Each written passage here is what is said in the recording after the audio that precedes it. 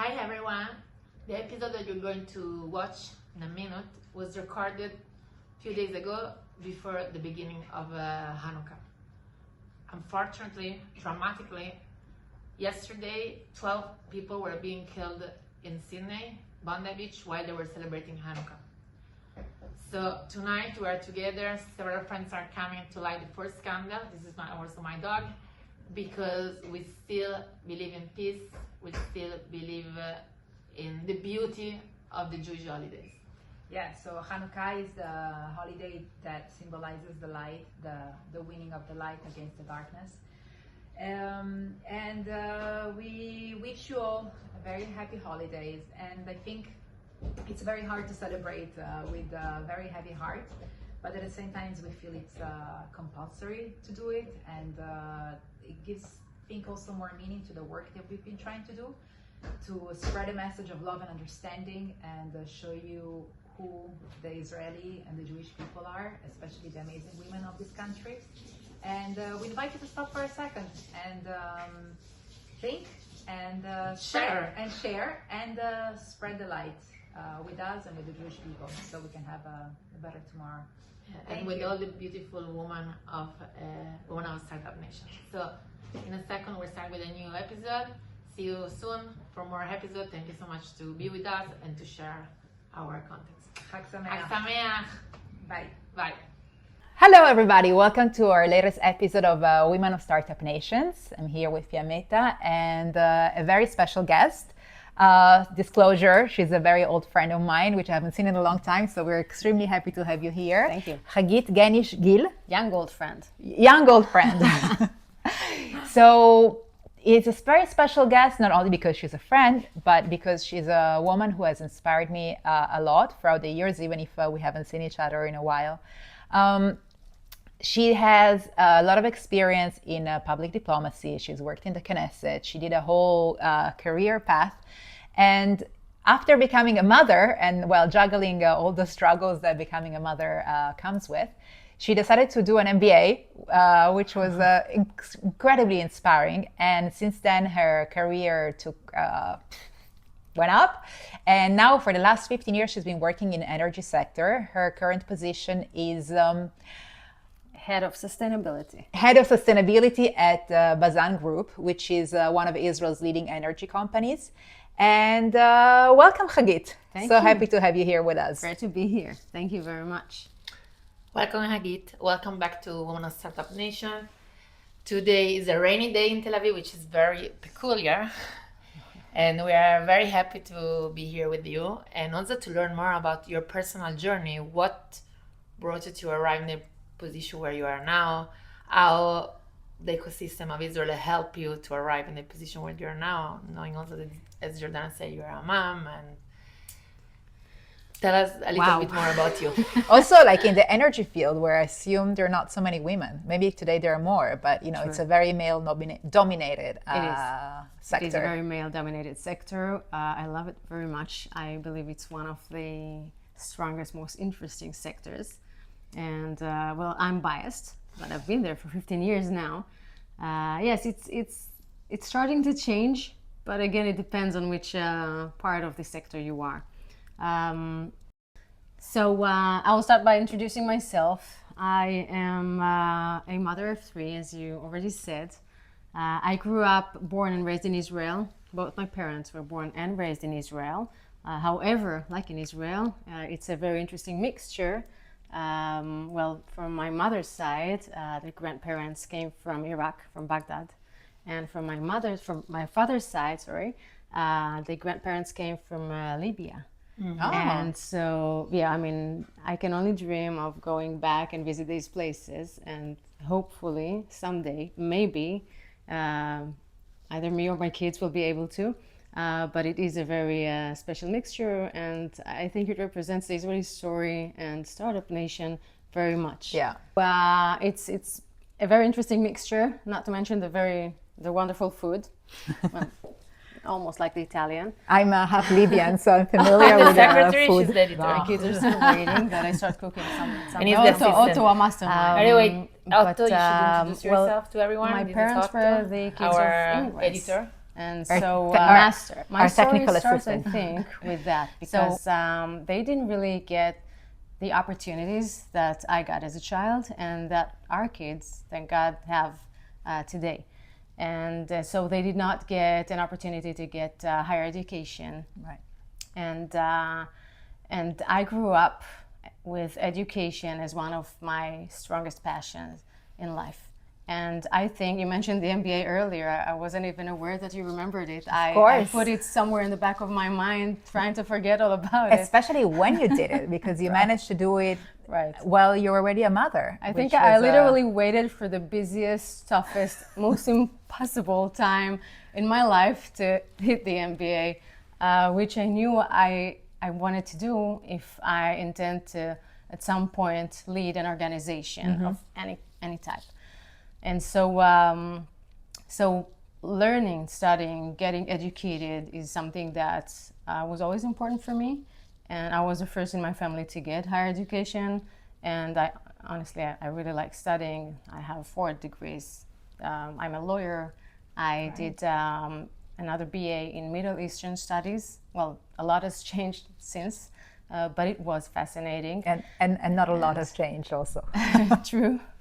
And also a master's in government and politics. And then the MBA was the last one.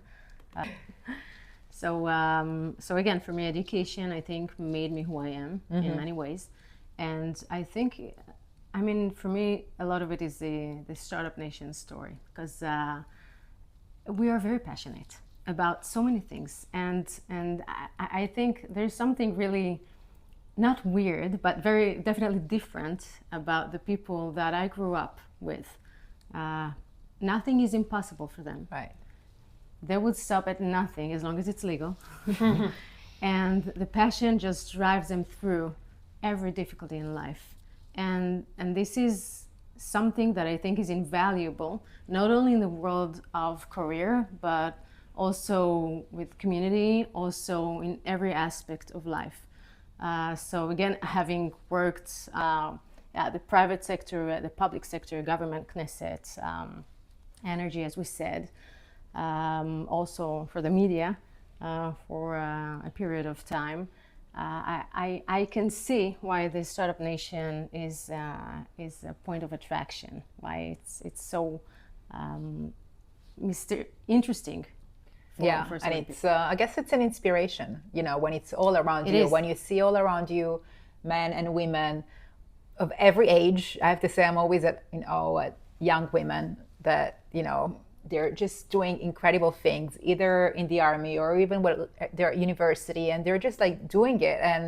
And even when they're old women, which is even more. And even older women. Nobody retired in Israel. Yeah. No one never retires in Israel. It's really like talking about ecosystems. It's, I think, really when you're surrounded by people that don't know fear, in a way, no fear of failure, no fear of just trying and doing it. I think it's even more than that. I mean, I think, you know, a lot of many of my friends, they don't look for usually one would look for the solution. No, we don't. We look for the problem. Right. If we don't find it, we create a problem. Then we solve it. But it's a different mindset. Yeah. And I don't think you find it anyplace else. It's this mixture that we grow up in. There's not a dull moment. Yeah. Things happen all the time, and we just literally need to keep alert and keep creative and always keep our eyes looking forward and never stop. Till sometimes we need to stop. Can you tell us a little bit how October 7 impacted you as a woman, as a mother, as an entrepreneur, like how your life changed since then? By the way, I guess you remember where you were and how it all started. Wow, I remember a lot of what happened around October 7. October 7, I think it changed all of us. I think there is not one person in Israel who has not changed throughout the last 2 years. No one. And so, I was at home while still sleeping. It was 6:30 in the morning. And well, on the very same day, when missiles were still going over our heads and the sirens were still all around, I remember I texted to my boss, to my manager. He was the CEO, and I wrote, "We have to do something." I remembered I still had some budget that I run the philanthropy fund of Bazan as part of my job. It's not all of it, but it's a very important part of it. And I felt that we had to be there. We had to do something proactively. Obviously, it was still very early in that point in time. And so we waited for another day and a half. And on Monday, 2 days after that, Shabbat, we came up with a plan. We came up with a plan to, first of all, assist people who had no safe rooms, no shelters. We collaborated with these hotel chains who were amazing as partners in order to say we moved around 500 or 600 people. Wow. Just until the government took place and took care of them. And we adopted the beautiful community of Nachalos, of Kibbutz Nachalos, and we're still with them until this very day. And actually, one of the things that we decided to support strategically on October 9th was all that had to do with mental health and post-trauma. And on that same day, on Monday, when we came up with a plan, I remember I picked up the phone. I reached out to the managers of the leading organizations, and we told them basically, just keep doing what you guys are doing. We understand that we don't really get the size of what's going on here. Please do what you do. We can help you with a donation, and we thank you for doing it. And we built beautiful relationship with these organizations. And you're still you were mentioning about the post-traumatic The mental health, which I feel is still going on despite now we're in a ceasefire. I think it goes on forever. I think we just got to the post part just now. We were still in process of trauma. Yeah, and I don't know, I think I'm coming to terms with the fact that it's not going to go away in a way. It's something that, it scarred us, and we were the lucky ones that weren't, super directly affected. But in a way, I feel like it's just something like a scar in my body. I'll recover, but there are things that just my way of thinking have changed. Just because I know that something like October 7th happened, and might happen again. It might happen again, and again we are in a ceasefire, but who knows? And I think, sorry, it's a parenthesis about what you're saying, but I'm saying I don't know even if it's right to call it post-trauma. I mean, yeah, it's a post-trauma, but we carry it, and it's a trauma that is within us. It's part of the discussion that has been going on for the last couple of years. The post-trauma you get to that point only when things calm down, and then you start processing it. Yeah. So I'm not an expert, not even remotely, but I do know that during these last 2 years, I met the most wonderful people in Israel. I think I haven't even imagined that so many people would be willing to help, would be acting on it. I'm talking about CEOs, board members. At Bazan, for example, in our company, 10 days after the war started, we approached the board of directors, and we asked for additional budget to support the community in real time. And we asked for another 10 million shekels. We initially had almost 10 million. We asked for another 10 million. And the board of directors decided on spot. There was no preparation. We weren't even aware it's going to happen. They said, listen, we don't think we should add 10 million to the budget. And there was a moment of silence. And then they said, we need to add another 20 million. Wow, look, Wow. I have goosebumps. I have goosebumps. I think I've told this story for like 1,000 times. I still have goosebumps because it was the most real moment. And I think, I mean, it made me, as an executive, it made me so proud of the people I work with and the company I work for. And well, you asked about, you know, if we connect the Startup Nation and the October 7th war and the events, I think that these kind of moments, they change you for good. And I think that, again, it's not a rational decision, just signing on 20 million shekels for a company. But this is exactly it. It's not a rational decision. It comes from a very deep sense of solidarity. And I think that it happens across Israel. Yeah. So many companies, so many organizations, so many Individuals. private people. Exactly. Yeah. Yes. Okay, so besides what happened in your career journey, on a personal level, how do you think that all these events changed you? So, on a personal level, well, I too had my moments, of course, as a woman. First of all, I think that it made it more clear than ever that we must not keep silent.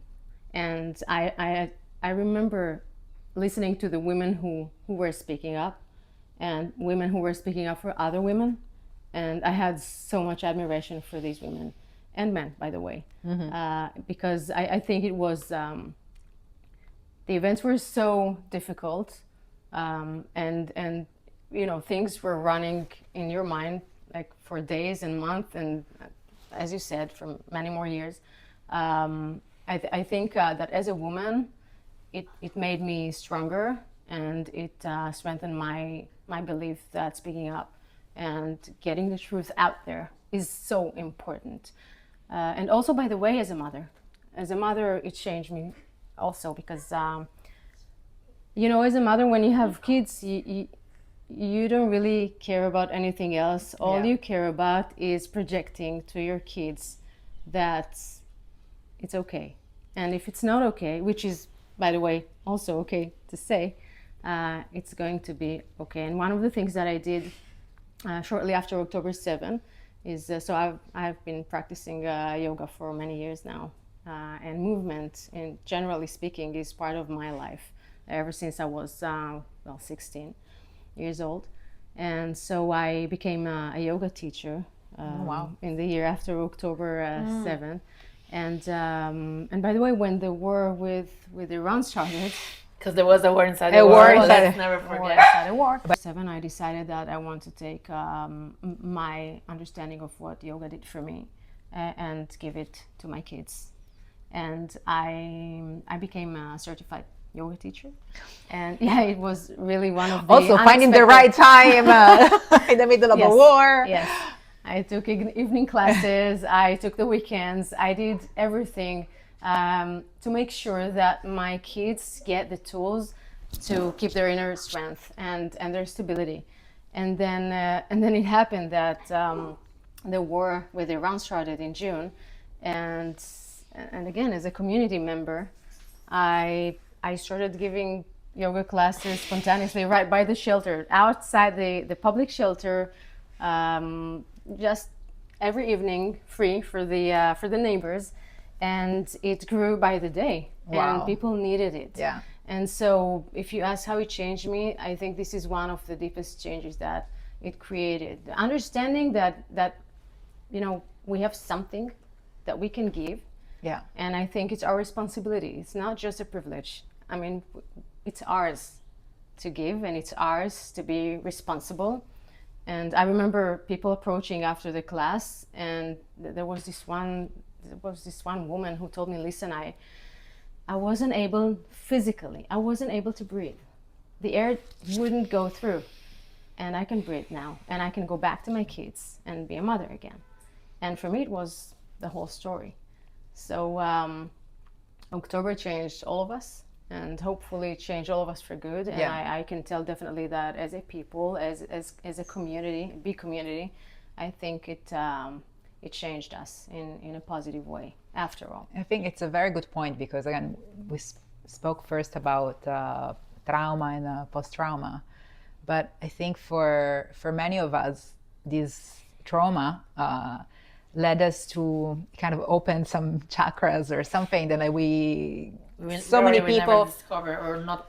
no, but like It was an accelerator. an accelerator for certain things. Like we spoke about it, I think, on the first episode. Is like it was about the concept of carpe diem. You know, like live the moment. You want to do something, just do it now. You know, nobody's promising you tomorrow.